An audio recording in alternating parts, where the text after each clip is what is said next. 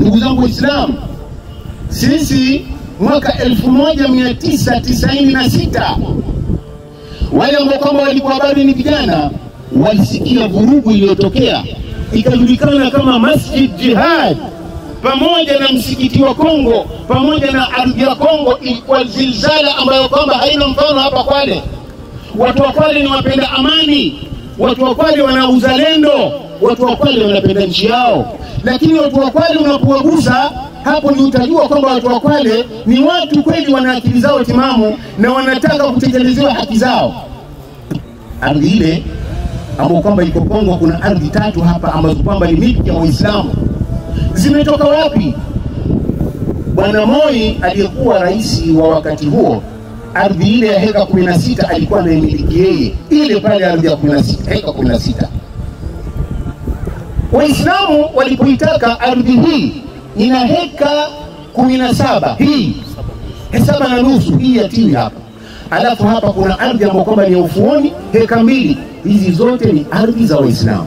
Bwana Moi alipozidiwa na lile vurugu, akaona kwamba atoe cheti, atoe hatimiliki, title deed ya watu wa Kongo, ya watu wa Kwale, ikaitwa Kwale Muslim.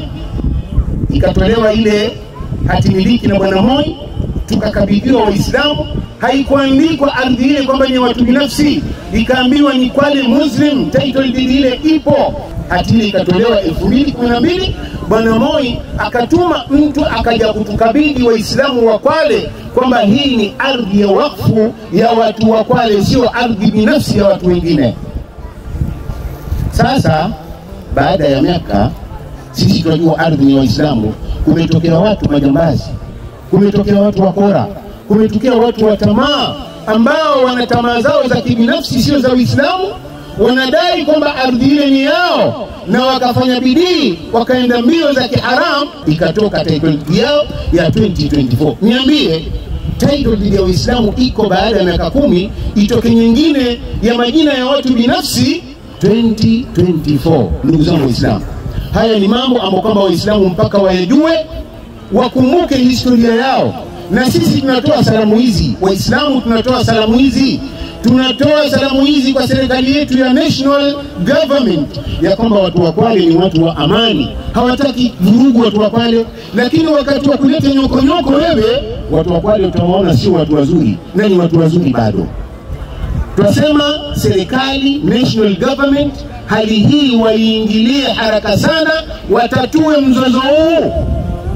Na county government, bila shaka mambo haya wanayajua, walikuwa kwenye historia, na wao ni wenzetu, twajua ni Waislamu wenzetu. Na Kwale haidhulumu Muislamu wala haidhulumu Kristo. Tunasema ardhi ile ni yetu, na tunataka serikali iingilie haraka upesi sana. Na kama hawatuingilia, tunasema hivi, ardhi ile sio ya kuuzwa. That land is not for sale. Ardhi ile sio ya kuuzwa, na atakayenunua, buy it at your own risk. Uinunue, lakini tabu itakayokupata shauri yako. Waislamu, tunasema hivi, tuwakabidhi maneno haya Waislamu nyinyi wa Kwale na Waislamu wa ulimwengu mzima. Kuna watu wanataka wadhulumu Waislamu, na Waislamu hawataki kudhulumiwa. Waislamu wako tayari kumalizika wote, lakini wasidhulumiwe hata Muislamu mmoja. Tuomba Waislamu leo sadaka zenu za nguvu, kwa sababu ardhi ile, sababu ya kuguswa, sababu ya kunyemelewa iko wazi. Tunataka kupiga perimeter wall ambapo kwamba itajulisha kwamba hii ardhi imemilikiwa na wenyewe. Tunataka kuweka mabango. Nani atatuwezesha kuweka hivi?